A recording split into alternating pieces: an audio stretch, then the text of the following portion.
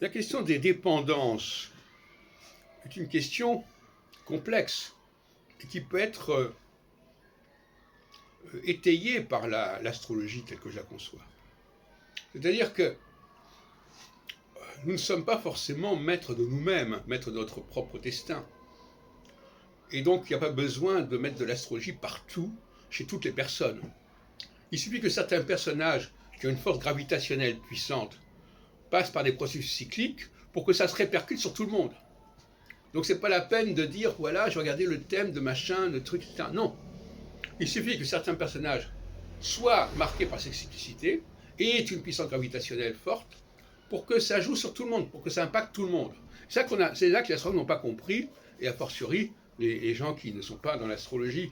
Encore qu'à mon avis, ils ont peut-être plus intérêt à s'intéresser. À mon avis, l'astrologie est trop sérieuse pour être laissée aux astrologues, pour dire les choses comme elles sont. Et donc, dans beaucoup de cas, et alors le paradoxe, c'est que même le leader lui-même n'est pas maître de l'effet qu'il exerce, puisqu'il dépend du cycle.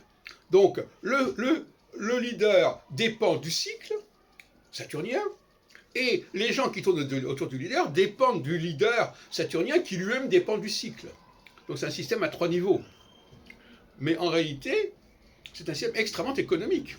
Il y a extrêmement peu de facteurs qui jouent au départ. Et je vous rappelle encore une fois que l'astrologie est une science des causes et non pas des effets. C'est-à-dire que les effets terminaux, j'entends par là. Elle va déterminer des processus, des tendances, mais pour savoir exactement ce qu'il en sera, il faut presque faire de la voyance. Hein, c'est un autre problème. Ça ne concerne pas l'astrologie. Hein, par exemple, je ne sais pas, moi, s'il y a un leader qui est assassiné, ça va changer les choses. Bon. Et ça, c'est pas l'astrologie qui va prévoir que quelqu'un va mourir ou va être assassiné. Aussi simple que cela. Et ça, c'est la fragilité du système astrologique, c'est que ça dépend de la vie de très peu de gens, et que ces très peu de gens peuvent être assassinés, ou exilés, ou bannis, ou enfermés. Et on sait très bien qu'il y a une politique à ce niveau-là de ciblage. On sait très bien qu'en ciblant certaines personnes en très petit nombre, on a des effets considérables et catastrophiques.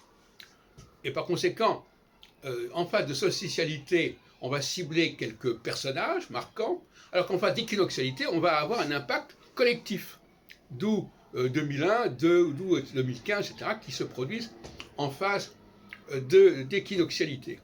Donc la stratégie d'agression ne fonctionnera pas de la même manière en phase d'équinoxialité, où on va impacter le collectif, on va faire des attentats au Bataclan, Twin Towers, etc., qui vont impacter plusieurs milliers de personnes, plusieurs centaines de personnes. Et en revanche, en phase de solsticialité, on sait très bien qu'il faut d'abord impacter tel et tel personnage, et que c'est de lui que tout dépend.